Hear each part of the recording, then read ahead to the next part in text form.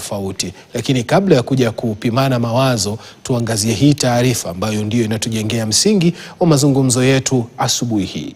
Kiongozi wa chama cha Wiper Kalonzo Musyoka amefanikiwa kupatanisha Rais mstaafu Uhuru Kenyatta na kiongozi wa chama cha DCP na aliyekuwa naibu rais Rigathi Gachagua kuelekea uchaguzi mkuu wa mwaka 2027. KTN inathibitisha kwa uhakika kwamba aliyekuwa rais wa Nigeria Olusegun Obasanjo alikuwa mshawishi mkuu katika kusuluhisha mvutano wa kisiasa kati ya Uhuru Kenyatta na Rigathi Gachagua. Makubaliano hayo yalifikiwa nchini Nigeria mapema mwezi uliopita, na kama anavyoripoti mwandishi wetu wa masuala ya siasa Chris Dairo, makubaliano rasmi kati ya viongozi hao wawili yanatarajiwa kufanyika rasmi katikati ya mwezi huu. Tutazame. Ya Kenya, Mheshimiwa Rigathi Gachagua.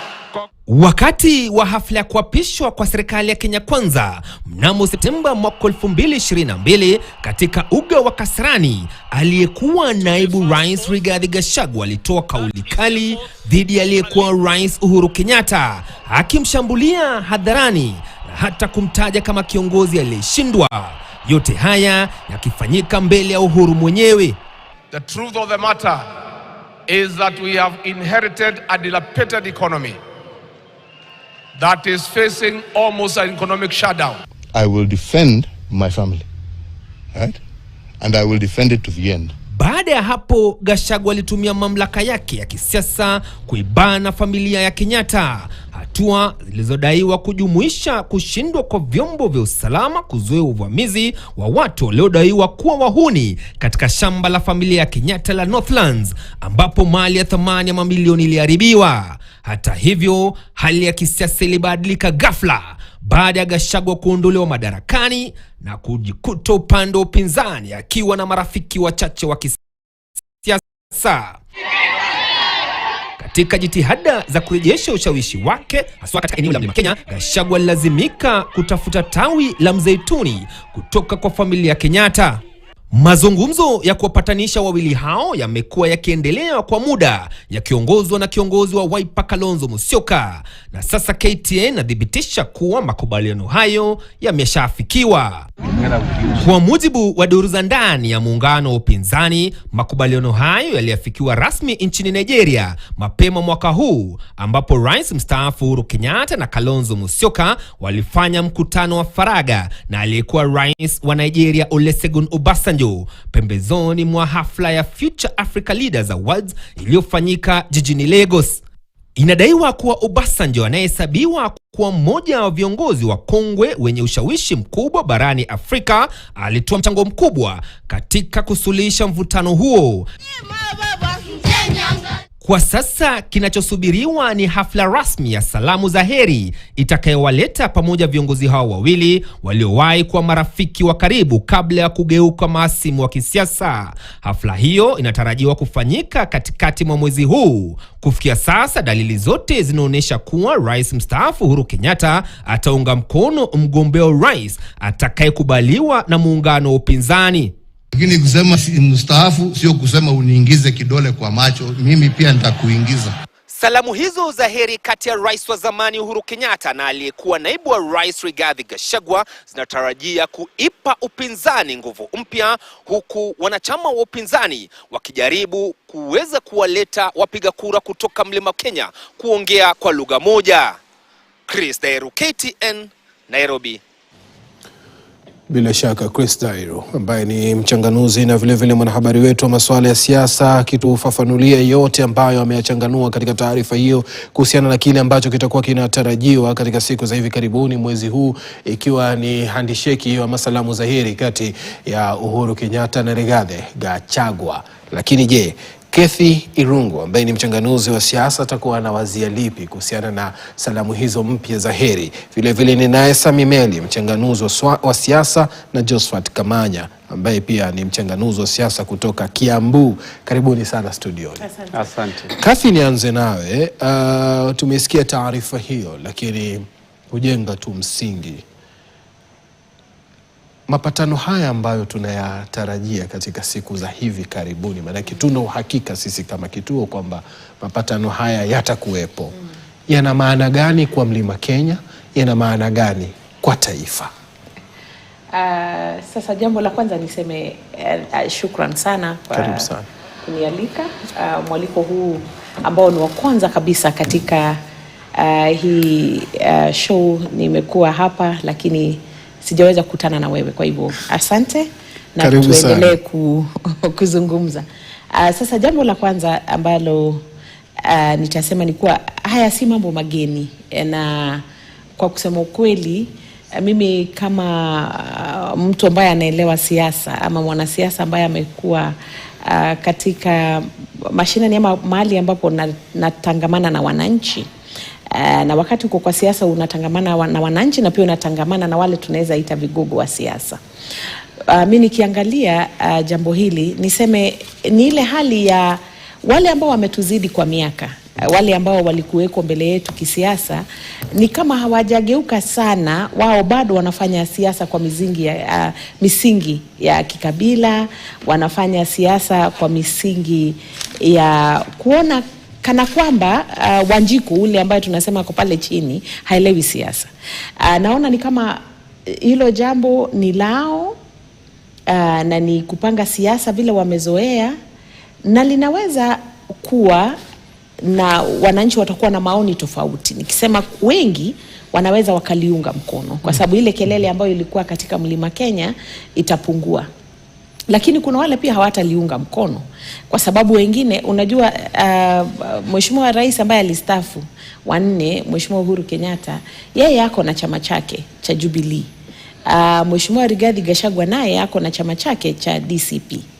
Na sasa hivi vyama mbili ni kama wanategemea kuwa na wagombeaji katika eneo moja, eneo la Mlima Kenya. Sasa hapo unaona kama ndio kutakuwa na kizungumkuti, kwa sababu ukiangalia Jumapili iliyopita kulikuwa na mkutano kule kwetu Nyeri, na katika ile mkutano unajua watu baadaye walijiuliza ilikuwa ni mkutano ya United Opposition ama ilikuwa ni mkutano ya DCP. So kwangu unaona jambo la kuleta amani, utangamano, na pia kuwa wanaweza fanya kazi pamoja kama mandugu, hiyo liko sawa. Lakini si kusema kushikana kwao na kufanya kazi pamoja litakuwa ni jambo ambalo litakuwa linaleta suluhu kwa shida mingi ambazo ziko pale na mwananchi. Kwa hivyo tuelewe kuwa kuna siasa ya watu binafsi na pia kuna siasa ya vyama na kuna siasa ya mambo ambayo kwa hiyo unadhani ni nini? Mimi naona ni mambo ya kibinafsi tu. Kwa sababu mtu kama aliyekuwa rais wa 4 Uhuru Kenyatta, yeye mwenyewe amekuwa akitaka kurudi katika hiyo position ya kuwa yeye ndiye yule ambaye atakayeleta hiyo United Opposition wote pamoja kwa meza. Na mimi nikiangalia naona hayuko mbali kufanya hivyo. Ataanza na Rigathi Gachagua, alafu kitu kingine yenye tutaona hapo mbeleni ni kuwa wote watashikana. Kwangu mimi naona iko sawa, kwa sababu pia sasa tutaweza kuchanganua na kujua mbivu na mbichi. Kwa sababu sasa kuna ile group ambayo inasema one term, ile ya Rigathi Gachagua, tuseme sasa tunaweza sema labda Uhuru Kenyatta ameingia katika hiyo group. Alafu kuna wale wanasema 2 term. Na hapo sasa kutakuwa na nafasi ya wananchi nao kukuwa na group yao.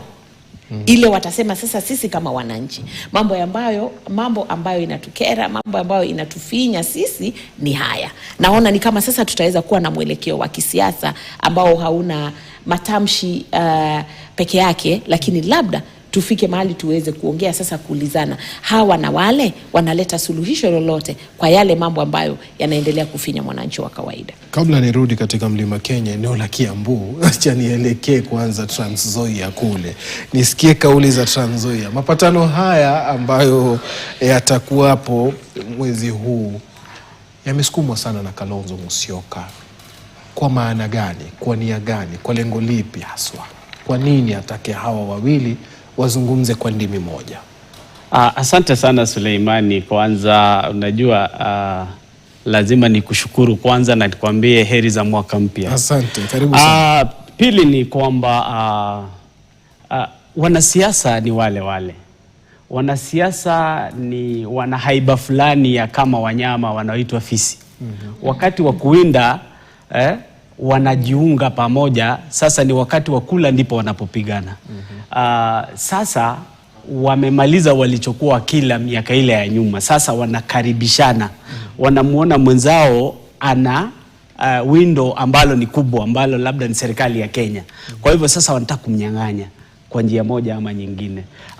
Na katika mambo haya umegundua kwamba Kalonzo Musyoka anashabikia. Unajua ni kwa nini? Mwanzo anajua Rigathi Gachagua ni vigumu kuwa kwenye debe mwaka wa 2027. Kwa hivyo anajua ni yeye mwishowe. Kwa hivyo ana nia zake za kibinafsi, anajua itamfaidi yeye. Kama si yeye basi ni mwenzake ambaye atakuwa nani? Matiang'i. Kwa hivyo anajikaza pia kuonyesha kwamba kura za Mlima Kenya zinaingia kwenye mfuko wake. Na isisahaulike kwamba Mlima Kenya mwaka uliopita, wakati ule tuliofanya uchaguzi, walijigawa kwa sababu kuna nusu iliyoenda kwa ama tuseme robo tatu iliyoenda kwa Rais William Ruto, kisha robo nyingine ikaenda katika debe ya Raila Odinga. Pili, wanamlima kabisa wa kutafuta kura hizi, kwa sababu huwa tunasema kwamba Raila Odinga alikuwa brand. Alikuwa anajiuza mwenyewe. Kwa hivyo hawa wengine itabidi waende wanadiwe sokoni. Na wasisahau kwamba ukienda sokoni, mtu aje na ng'ombe na mwingine aje na fisi, watu watakuja tu bado kuona. Kwa hivyo kura ambazo zinaenda kupigwa mwaka 2027, vijana naona bado wameanza kugawanyika, wako katika kikundi kile ambacho walikuwa wamejiunga. Wameanza kugawanywa katika misingi ya kisiasa, na Wakenya mara nyingi ninawaona wanasahau zangiri. Tulisema yote yawezekana bila Uhuru. Wakati ule tukitua uongozi. Na wakati Rigathi Gachagua alikuwa akiapa, alimzomea sana rais mstaafu. Hadi wakati fulani hata kondo wake wakapotea. Na wakati huo akamwambia kwamba hata hakuna askari wa kumlinda, kwa sababu askari wote wameenda kufanya shughuli zingine. Kwa hivyo na usisahau pia, mwanasiasa akiwa anataka chake, anajitafutia, hujinyenyekeza, akishapata basi yale mambo mengine yanaanza kulia mbwata. Kwa hivyo kwa sasa hawana chochote, ndiposa wanakuja karibu. Lakini wakishapata, utapata migawanyiko ndani yao. Kwa hivyo na wasisahau, kuna jamaa fulani alisema Rais William Ruto ni mashini. Anasema aligunduliwa na Rais Moi, kisha akaunganishwa na Rais Kibaki, alafu akapelekwa katika kujaribiwa na Rais Uhuru Kenyatta, na sasa ni mashine ambayo iko barabarani. Kumng'oa itakuwa vigumu. Lazima wabuni mbinu mpya ya jinsi ya kupigana na yeye. Kwa sababu ukiona mambo ambayo yanaendelea kwa sasa, ikiwa kwa mfano barabara ya Rironi Mau Summit itakuwa imekamilika, itakuwa hadithi tofauti. Ikiwa reli ya kwenda hadi Malaba itakuwa imekamilika, itakuwa mambo mengine tofauti. Talanta Stadium ikishafunguliwa na stadium zile zingine zote ambazo zinajengwa zikifunguliwa, nyumba hizi zikiendelea kufunguliwa na kuonekana, unajua Wakenya wanaanza wamepevuka. Watu wengine wanafikiri Wakenya bado ni vipofu, wale wa mbeleni wamepevuka. Na kwa hivyo utakapoingia katika kupiga kura, utaangalia ni nini nitapata. Tusisahau kwamba wale ambao sasa wamekuja kuungana, kuna wakati walikuwa wakipigana. Kuna wakati ambapo hata sehemu ya Ukambani waliambiwa hawajai kwenye debe. Sasa inabidi wakusanywe waletwe kwenye debe hii, kwa sababu wanaona kwamba yale ambayo tulikuwa tukiyataka hatujapata. Kwa hivyo wanataka kutafuta mbinu za kurudi katika serikali. Na ninajua kuna wengine hata usiku wa manane wanamtafuta Rais William Ruto warudi kwenye serikali. Na ODM iko hapa naye imejikita mizizi katika serikali, inasema hawatoki. Tutafika huko kwa ODM baadaye. Kamanya, mwana wenu wa Kiambu anataka kurudi kupatana na mwana wa Nyeri. Ni watu ambao mzazi wake mmoja alikuja juu baada ya kondoo wake kufanyiwa uhaini pale katika eneo la barabara hii ya Eastern Bypass. Huu urafiki mpya ambao umesukumwa na Obasanjo pakubwa, unamfaidi nani? Unamfaidi mwana Kiambu, mwana Nyeri, ama mwana Mlima Kenya, ama Mkenya? Kwa mtazamo wangu haumfaidi yoyote ule. Kwa sababu mtazamo wangu ni kuwa urafiki, niseme jinsi ulivyoita, sio wa kisiasa. Huu ni urafiki wa kibinafsi, wanataka kurudisha. Kumbuka watu walifanya kazi pamoja. Huyu aliyeng'atuliwa makamu wa rais amekuwa PA, huyu mwingine alikuwa PA wake, mtu wa mkono wake kama miaka 20 hivi. Kidogo kidogo ikafika mfumo wa siasa uliopita mwaka 22 na wakakuwa ameenda tofauti.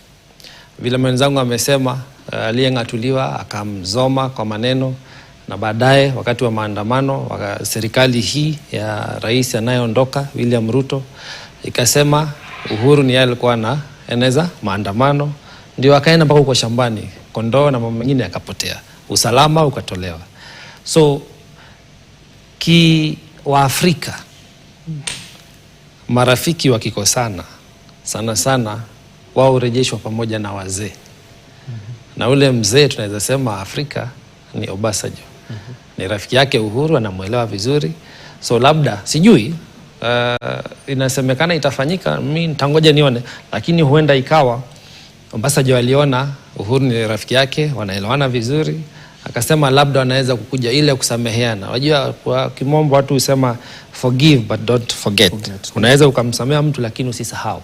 Sikumaanisha mtazidi kuwa marafiki wa dhati kama hapa awali. So mimi nikiangalia sana sana hii haielekei pande ya kisiasa. Hii inaelekea pande ya ubinafsi.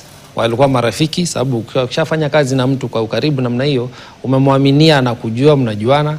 Kidogo kidogo amekuja hapa amekuzoma kwa maneno juu amepata tu kazi kwa ofisi kuu kuliko aliyekuwa naye, then baadaye ameporomoshwa. Sasa yeye mwanzo huyu aliyeng'atuliwa makamu wa rais huyo Gachagua anakuwa na wakati mgumu, kwa sababu kama sasa watu ukiangalia chama cha Jubilee cha rais mstaafu Uhuru Kenyatta hawezani kuingia sana na hii mambo ya United Opposition, sababu kama kinara wa chama hawako pamoja na anayejiita mkubwa wa makama waliokataliwa wakaunga muungano. Martha Karua si alikuwa makamu wa baba, Gachagua alikuwa makamu wa Ruto, Kalonzo alikuwa makamu wa Kibaki, ni Matiang'i tu hajakuwa makamu. So ule muungano wa makamu waliokataliwa wanashindwa kuingiana na kina Jubilee, kwa sababu naona ile swala la Uhuru kuwa amekosana kibinafsi na Rigathi Gachagua linazua utata. So kwangu sijaiona kisiasa. So sioni kifaidi Kenya kijumla ama Mkenya ama mambo ya kisiasa kwa sasa. Naona wanajaribu tu kurudisha ule urafiki wao kibinafsi, na labda sasa waanze kuongelelea kama wanaweza pata njia ya kisiasa. Hata kama tuseme watapata sasa swala la kuendelea kisiasa, kuna mambo naona kidogo bado haifaidi wa Kenya. Tukumbuke vizuri, hawa watu wawili wametoka Mlima Kenya. Wakati wa uchaguzi uliopita, Uhuru alikuja na project yake, the Right Honorable Raila Odinga, na apumzike vizuri. Gachagua na yeye pale kabla ya kufika uchaguzi miezi 3-4 hivi akachaguliwa na rais akuwe makamu wake. So wakakuwa wako wapande tofauti, wakajaribu kuwashawishi ama kuwarai watu wa Mlima Kenya wachague project zao. Huyo alikuwa na Ruto, mwingine alikuwa na Raila. Watu wa Mlima Kenya hawakumsikiza Uhuru hata, sababu walisema hawataki ile project yake. Na ndio maana kama angepata Uhuru angeweza kuwarai na kuwashawishi watu wa Mlima apate tu kura zaidi ya zenye walipata na 500,000, basi baba angekuwa rais. So hawakumsikiza Uhuru, kwa sababu kumbuka Uhuru akija kutoka kwa mamlaka, Wakenya walikuwa wanasema amalize aende. Unga ulikuwa juu, mafuta yalikuwa juu, kila kitu, uchumi ulikuwa umeanza kudhoofika. Haya, una yeye watu wakaprotest, wakasema watu wa Mlima wako na deni ya William Ruto, sababu Uhuru alikuwa amesema 10 yake 10 yangu. So wengine wakasema basi watampa kura, na wakampa. Ilhali sasa mahali tuliko wote wawili, Uhuru hakumtaka Ruto, Gachagua alimtaka Ruto, Ruto amemkataa. Sasa wamerudi niona naitangwa bita X, naona uliowaacha wanaona sasa uko na bibi mwingine unataka kuoa, wanashikana. Kamanya, kabla uende mbali, Naam. Ndio tusiachanganye sana sababu pia muda wetu si mrefu sana. Naam. Itamfaidi vipi kwa kiwango gani Kalonzo Musyoka iwapo hawa watazungumza kwa pamoja? Je, atanufaika na 100% ya Mlima Kenya? Swali nzuri tena sana. Sababu mwenzangu amesema Kalonzo akiangalia kati ya hawa watatu, yeye, Uhuru na Gachagua, ni yeye tu anaweza kuwa kwa debe. Gachagua hawezi, alingatuliwa, kingatuliwa kisheria kulingana na katiba yetu. Na kesi yake inajikokota. Ndio. So hana kwa sasa hana nafasi ya kuwa kwa debe. Uhuru kikatiba hawezi rudi kwa debe. Hata yeye kuwa mwanachama mkuu, kiongozi wa chama cha Jubilee ni hatia. Although hiyo nao bado iko kotini. Nasemekana ukistaafu baada ya miezi 6 haufai kuwa kiongozi wa political party as a former president. But hiyo ni swala tetesi tu. So Kalonzo akiangalia anaona yeye tu ndiye ako na nafasi. Wakamuunga mkono, huenda wakamuunga mkono na waweza kushawishi na kurai watu wa Mlima Kenya, huenda Kalonzo akapata nguvu kidogo. Lakini hiyo ndio tu njia anaweza faidika. Although kusema kweli watu wa Mlima hawako hapo. Watu wa Mlima hawamfuati Uhuru, hawamfuati Gachagua. Kwa hivyo hawa watu wawili hawezi wakaambia watu wa Mlima chagueni huyu. Watu wa Mlima watajichagulia mtu wao atakaye kuwa anaongelea maswala yenye inawahusu. Kalonzo sasa hivi ukiuliza swala lake la kutaka kuchaguliwa ni nini, agenda yake ni nini, hana. Sijaisikia kama ipo. So kando na yeye hata akimuunga mkono atakuwa bado na wakati mgumu. Na pia Kalonzo ukiangalia naona umri umemsonga sana. Hii ndio the last bullet. Hii ndio uchaguzi wake wa mwisho tunayeelekea mwaka ujao wa Kalonzo kuwa katika debe kama atafika. So wanaona lazima ajaribu namna zote. Lakini bado Kalonzo ni ule watermelon, tunamuelewa. Nasema tuangalie tuone, bado kuna muda. Nipate pumziko fupi, nikirudi nitakuja kusikia naye Kathy Irungu anasemaje. Je, Mlima Kenya itaweka 100% ya kura zake katika kikapu kimoja iwapo wawili hao watakuwa wanashikana na kuhakikisha kwamba basi watakuwa angalau wameweka timu ile ambayo itakuwa na nguvu ya kumenyana na UDA na ODM.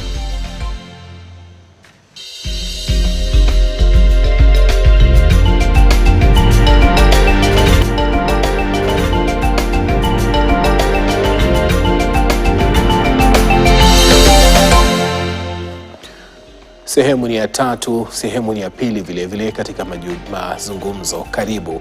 Ninao wachanganuzi wangu wa siasa, umewasikia wazungumzaji wazuri ambao wanazidi kuchanganua masuala haya. Sina la kuongeza ila tu kuzidi kuuliza maswali ili tuweze kufafanuliwa na kuweze kuelewa masuala haya. Kathy, karibu tena katika sehemu hii ya pili.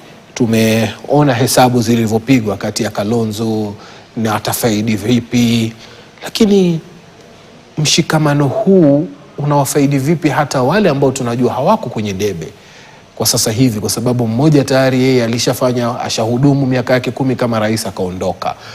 Rigathi Gachagua ana kesi ambayo bado iko hai mahakamani kwa sasa hivi inajikokota. Bado kuna vipenge kadha wa kadha amekuwa kipingana navyo. Ni wiki jana tumeona ameenda mahakamani akaambiwa DCJ hakuwa na makosa katika kubuni jopo, amerejeshwa tena kwenye lile jopo. Rigathi na Uhuru kuja pamoja, na pia kwa nini Obasanjo asukume wao waje pamoja? Nia yake fiche ni gani ambayo sisi wa Kenya labda hatuijui? Wajua katika siasa ya Kenya mambo mawili ama matatu ambayo hufanyika.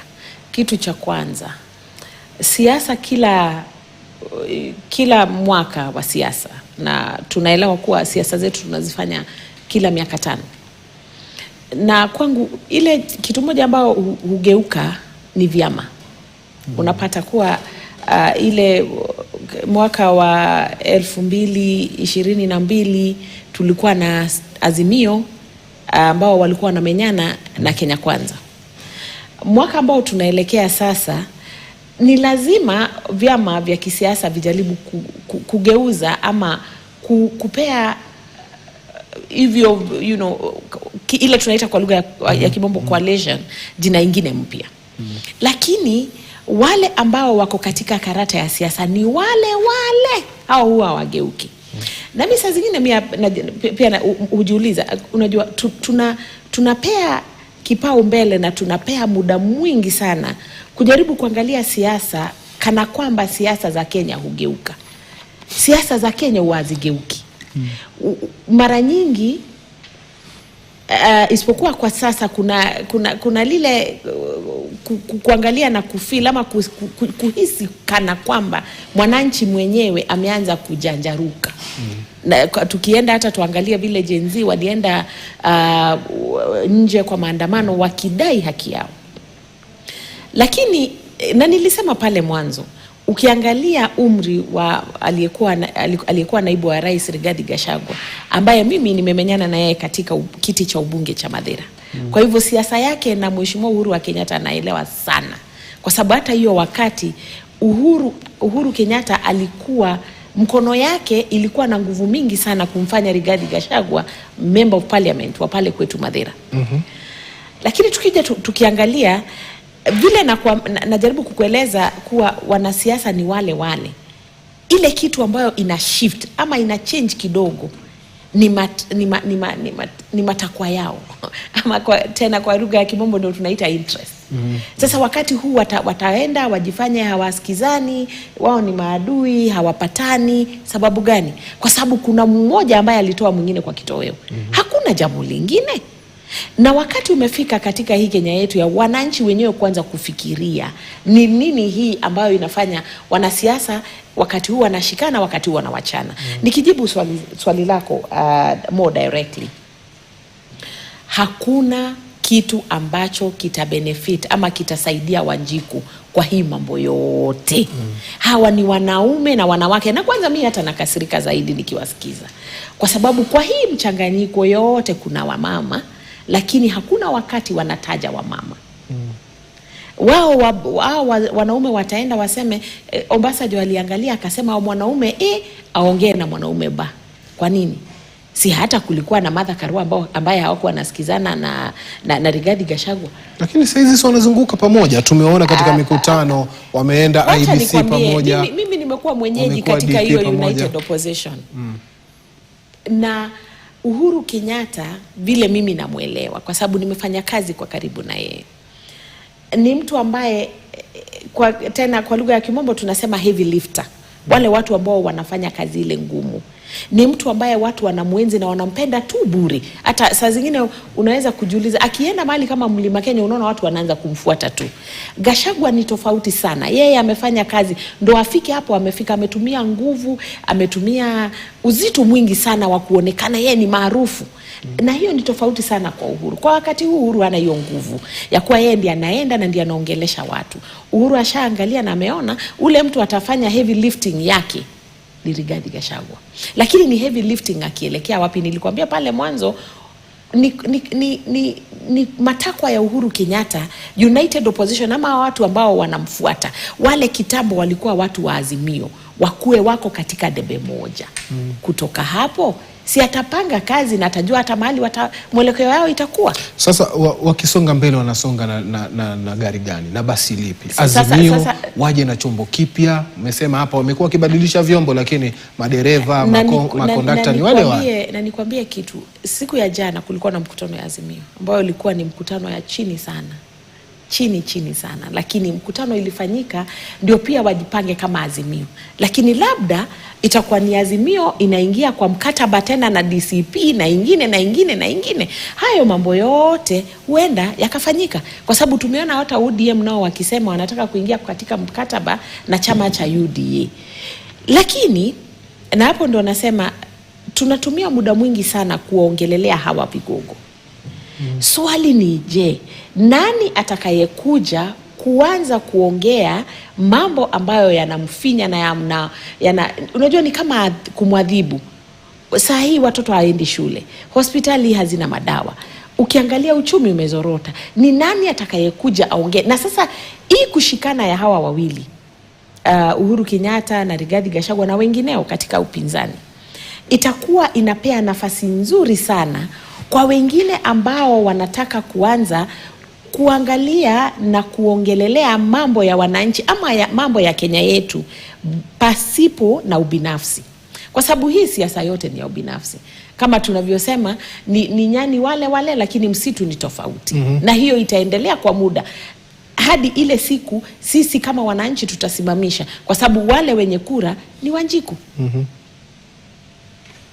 Safi sana. Tuangazie masuala ya ni hesabu zipi hizi ambazo zinaangaliwa hapa.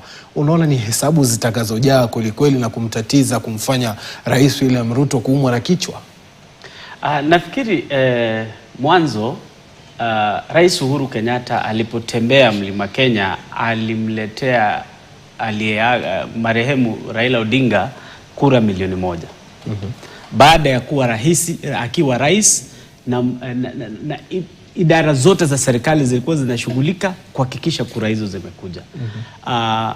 Pili, mlima hauna mtu ambao amewekwa mbele eti sasa ndiye atakuwa rais. Sasa kutakuwa na kitu kinaitwa voter apathy katika mlima. Huenda hawatatokezea katika asilimia ile nyingi ambayo tumezoea. Sasa wakati huu itakuwa na asilimia ndogo. Kwa sababu hawana interest katika viti vya kitaifa. Na isisaulike kwamba ikiwa Raila Odinga angeshinda wakati huo, na kwa mambo yake Mwenyezi Mungu aage, ni Martha Karua angekuwa rais kwa sasa. Kwa hivyo dadangu hapa sio na wasiwasi mambo ya kina mama. Ni kina mama hawataki kujitokeza, kujiweka mbele, kupiga vifua jinsi ambavyo kina Rigathi wanapiga. Mbona msipige hivyo? Siasa ni ya kutafuta. Uongozi unyakuliwa, hakuna kupewa uongozi. Ukikaa kwako watu hawezi kuja kuchagua ukue mwakilishi wao. Lazima ujitokeze, lazima uonyeshe nguvu zako, na siasa ni hela. Je, hawa watu wanamtafuta Rais Uhuru Kenyatta kwa sababu ya hela zake? Kwa sababu wale mabilioni ambayo yanahitajika kupigania urais aliye nazo mfukoni ni Rais Uhuru Kenyatta tu. Wale wengine hawana mabilioni hii. Hata chama chake kina pesa nzuri. Chama chake kina pesa nzuri. Halafu hapa tunaye mtu anaitwa Rigathi. Hebu jifikirie Suleimani, wewe ni rais, umepewa uongozi na Rigathi ambaye alikuwa akipiga meza rais akipiga. Sasa wewe umechaguliwa, amekupatia wabunge na itabidi ikiwa ni Kalonzo ambaye hana nguvu jinsi ambavyo tunamjua. Unaona jinsi kuna kitu kinaitwa ethos. Jinsi ya kufikia kwa watu. Unamwona Kalonzo amekuwa mpole sana, mpaka ni kama kwamba anasukumwa na kina Rigathi. Amekuwa mpole sana. Hivi majuzi namuona Matiang'i sasa ameanza kuinuka, ameanza kupata nguvu. Lakini tunaelekea mwaka 2027. Wakenya wanataka kujua, mnatuambia ajenda yenu ni Ruto. Je, mambo ya hospitali kwa mfano, tuna shida na SHA, mtatusaidia vipi? Wanafunzi wa chuo kikuu, the funding model ambayo imekataa kufanya kazi, tuambie itafanya kazi vipi? Barabara zetu ambazo hazipitiki, deni zetu ambazo zimetulemea mpaka sasa. Hata nasikia mwezi huu mshahara utakuwa umepungua kidogo, kwa sababu kuna hela tunasukuma katika NSSF ama katika idara ya ustaafu kujiwekea mambo ya ustaafu. Kwa hivyo swali ni, wana agenda gani? Na hii agenda mbona hawajitoi? Wanampatia rais nafasi rahisi sana kupita katikati yao. Unamwona rais tu anaenda na nyota, vijana wamejaa, anatoka kila mtu 20,000 imeingia kwenye simu. Unafikiri yule mtu ambaye hajawahi pokea hata shilingi moja kutoka kwenye serikali atatokana na yule mtu amempa 22,000 za kuanza kazi? Kwa hivyo lazima watafute mbinu mpya. Na Rais Uhuru Kenyatta naye, mimi husema kama wewe ni mzee wa boma, kuwa mzee wa kuunganisha watu. Isiwe umestaafu kisha unarudi katika siasa za kukoroga. Mwishowe mimi ningetarajia kwamba katika sherehe za kitaifa tunamuona rais aliye mamlakani na rais mstaafu hapa atupe ushauri, atuchangamshe, atukumbushe kwamba mambo ni mazuri kule mbele, tusiishe nguvu. Unataka tuelekee njia fulani ambayo kidogo mimi nitapingana nayo. Umeleta kelele nyingi kule Tanzania wakati lawama zimerudi zikianza kuelekezwa kwa rais mstaafu JK, kwa sababu alionekana kama yeye ndio anamsukuma mtu fulani pale mbele. Lakini hata Marekani marais wastaafu upiga siasa, lakini pia ikija mambo ya kuunganisha nchi wapo wanaongea kama. Kwa nini apige siasa ambayo ni ya kuunga serikali, si ya upinzani? Hapana, serikali ya Kenya ni moja. Tangu uhuru tumekuwa na serikali moja. Lakini ni marais tu wanabadilika. Obama amekuwa akimpinga Trump miaka yote. Anapinga Trump lakini hapingi serikali ya Marekani. Unanielewa? Hapingi serikali ya Marekani, anampinga aliye kwenye kiti.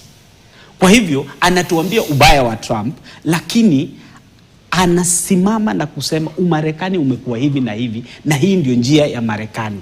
Ndiposa kuna kitu kinaitwa American Dream. Hata yule hapendi Amerika na yuko Marekani anaongelea nini? American ndoto Dream. Ya Marekani. Kwa hivyo ndoto ya Kenya, tuwe na ndoto ya Kenya ambayo hata rais wakistaafu, Rais Ruto akistaafu kwa mfano, kwa bahati nzuri ajipate amestaafu, ajiunge na Uhuru Kenyatta, wawe wakitembea kama marais wastaafu ambao hatutamngoja Olusegun atoke nje aje atuunganishe. Ndoto ya Kenya ni ipi, Meli?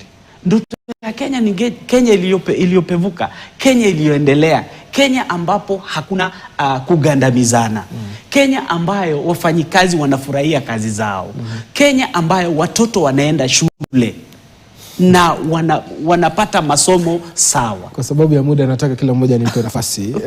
Tukikwamia hapo nitabaki kuzungumza na wewe tu.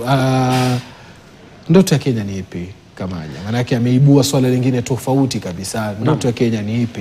Kando na ruwaza ya 2030 ambayo ndio ilikuwa inatupatia mwongozo na taswira uliowekwa na Kibaki kwamba tunataka kufikia pale. Sasa hivi tumegeuza hizi ndoto na ruwaza tunaweza kuziita Singapore na majina mengineyo. Naam.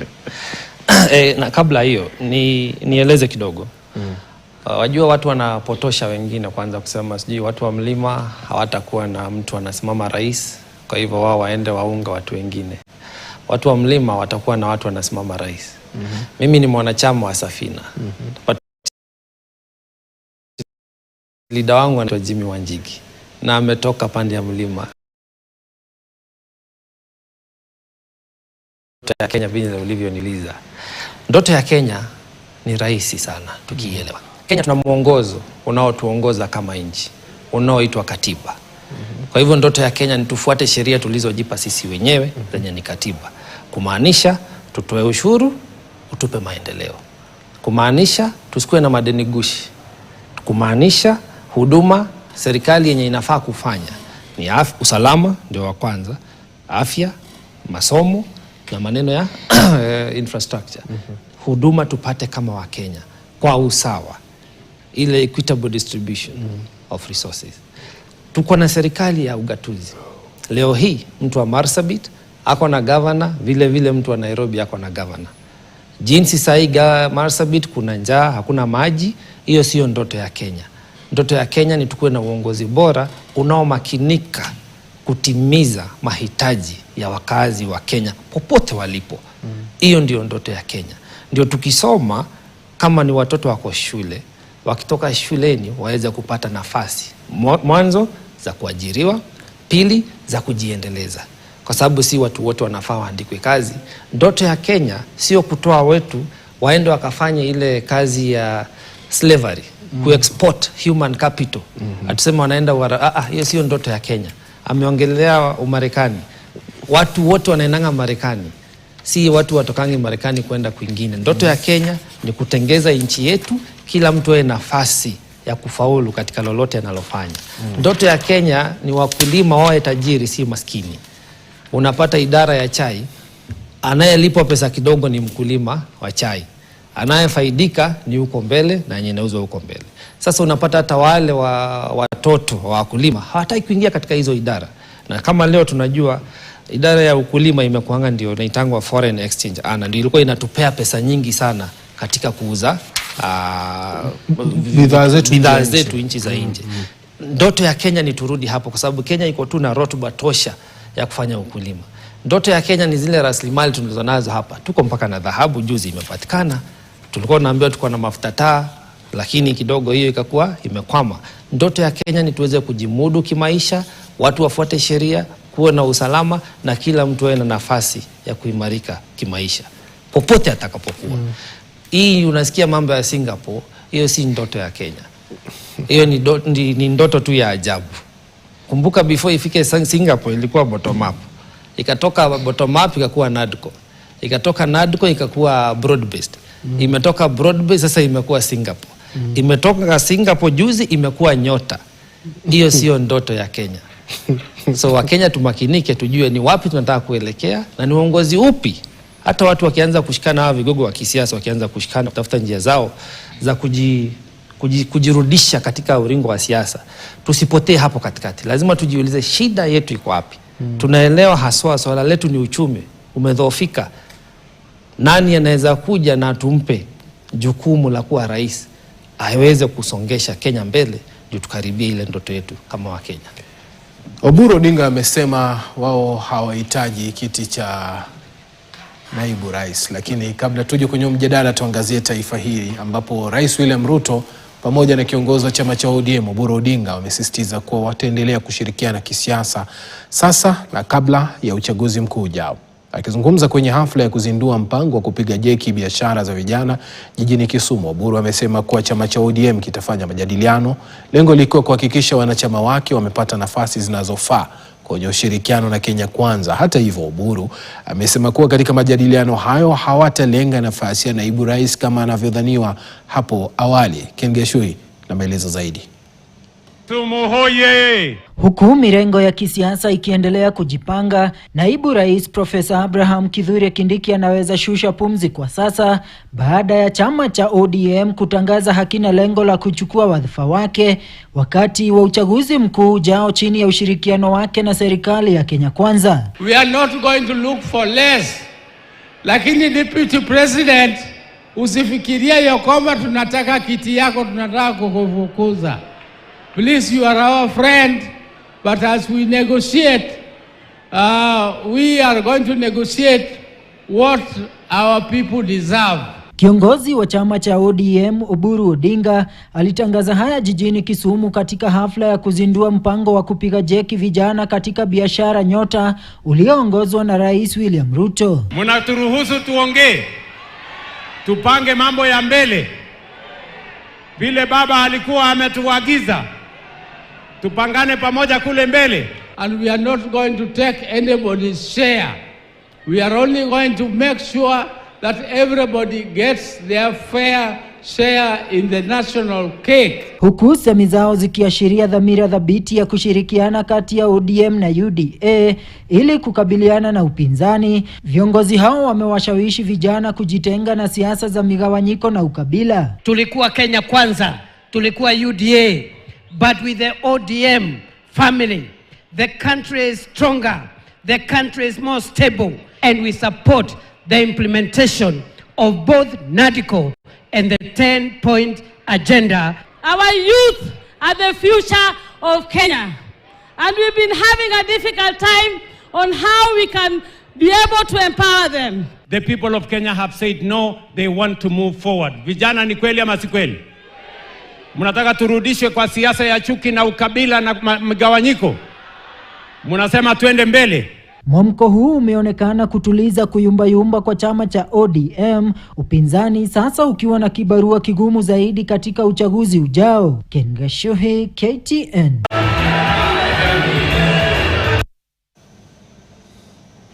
Shukran sana, taarifa yake hiyo Ken Geshui akizungumzia hayo. Kathy Irungu, wewe ni mkazi wa Nyeri. Naibu wa rais wa pili alingolewa katika hali tata, jirani yako ikapelekwa kwenye mlima Mashariki.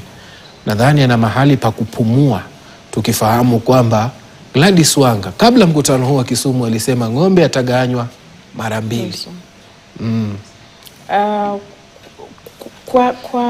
Kwa kifupi tu, unajua vile ODM, chama cha ODM kilija kikashikana na chama cha UDA, hakuna mahali waliona kama baba atakuja kuwaga kabla ya mwaka wa 2027. Na kwa hivyo mipango yao mingi ilikuwa inapangwa hapo tu karibu na Raila Odinga. na wakati alipotuaga ni kama chama cha ODM kulichanganyikiwa, usitafute dure zuri. Ni kuchanganyikiwa na pia rais ambaye yuko kwa sasa akawa ni kama sasa yeye yuko in charge wa chama. Hata kama Mheshimiwa Daktari Oburu saa zingine unamwona akiongea, ile sauti inasikika sana katika chama cha ODM ni ile ya serikali. Hivyo ndio mimi naiona. Na Gladys Wanga amekuwa akitajwa mara nyingi, na pia kwa wakati mmoja rais mwenyewe akasema Kenya tumefika wakati wa kupa kina mama kiti cha naibu wa rais, na kila mtu akaanza kumwangalia sana ama kumwelekea sana Gladys Wanga. Kwa hivyo kuna mambo tofauti ambayo yamekuwa yakifanyika katika chama cha ODM. Dr. Oburu ako na interest zake, Gladys Wanga pia naye ako na interest zake, na ni kama wamekosa ile ushawishi na ile nguvu ambayo Raila Odinga alikuwa nayo. Ile alikuwa anasema basi na kila mtu anamfuata.